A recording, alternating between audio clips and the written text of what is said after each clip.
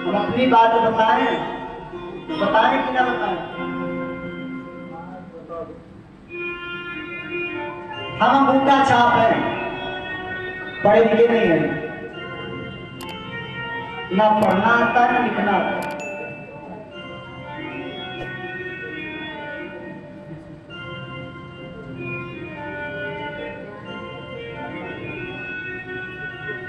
और जब हम पढ़ने गए थे तो ये गरीबी बहुत बेकार होती है। भगवान मृत्यु देते हैं, गरीबी ना दे।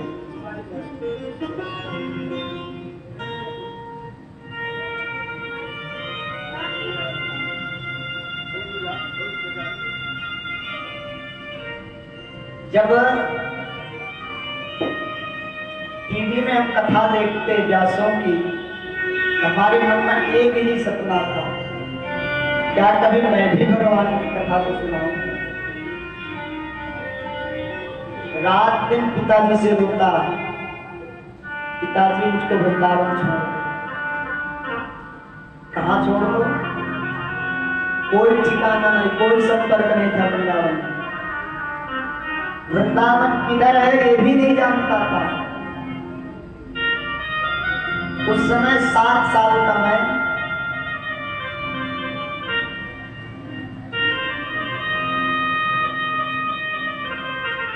घर पे 1 रुपए नहीं,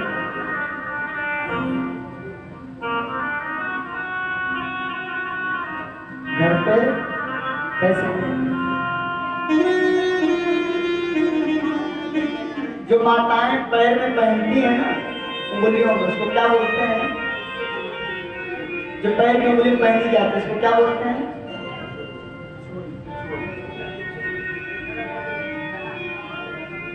उसको माँ ने, हमारी मैया ने उसको बेचा, तो बेच करके माँ ने 100 रुपए दिए। कितना दिया? और हमसे कहा था, राजन, घर में हमको राजन बुलाते हैं, चाहे जिंदगी बना लेना चाहे बिगाड़ लेना। उस समय इलाहाबाद से लेकर के और मथुरा तक का किराया था 170 रुपए। कितना किराया था? 170 रुपए। हमारे पास कितने पैसे थे?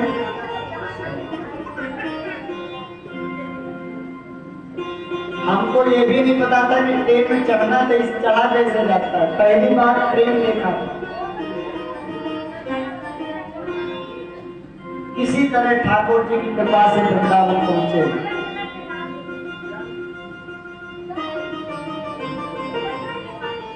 भगवान जिस पर कृपा करते हैं ना, जगत साथ दे या ना दे, जगदीश हमेशा साथ देना चाहिए। 2 दिन तक मैया कोई भोजन के लिए नहीं पूछा, किसी ने ये नहीं कहा कि बैठ जाओ।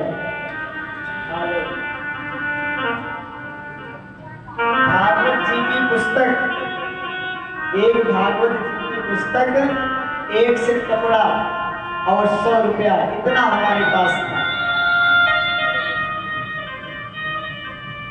और कुछ नहीं था। न फोन, न पर्स, न कोई कार्ड, न कोई संपर्क। 2 दिन वृंदावन में घूमे टहले, या अनजाने में कौन किसको बिठा ले। एक दिन हमारे वृंदावन में चुंगी चौराहा पड़ता है। चुंगी चौराहा में भगवान रंगनाथ का मंदिर है। गए, ठाकुर जी के चरणों में प्रणाम किया, हे नाथ, अब चाहे रखो चाहे मार दो, यहाँ से मैं अब नहीं जाऊंगा। उसी के बगल में एक आश्रम है जिसका नाम है राम श्याम। उस आश्रम में भंडारा चल रहा है। हम गए, वहां के महंत है श्री बजरंग दास जी महाराज।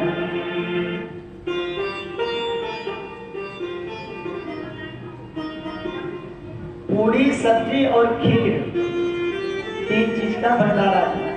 2 दिन से कुछ नहीं खाया था, इतनी ज्यादा भूख लगी थी।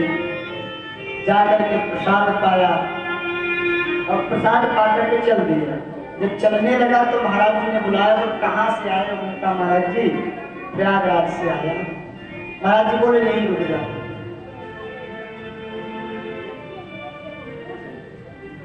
रुका, कुछ दिन तक सेवा, आश्रमों की सेवा तो करनी पड़ती है। सेवा किया, सेवा करके पढ़ने लगा।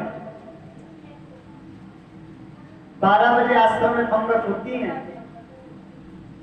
और हमारी 12 बजे से क्लास होती थी। कभी 12 बजे हमने भोजन में, कभी 1, कभी 2, कभी 3।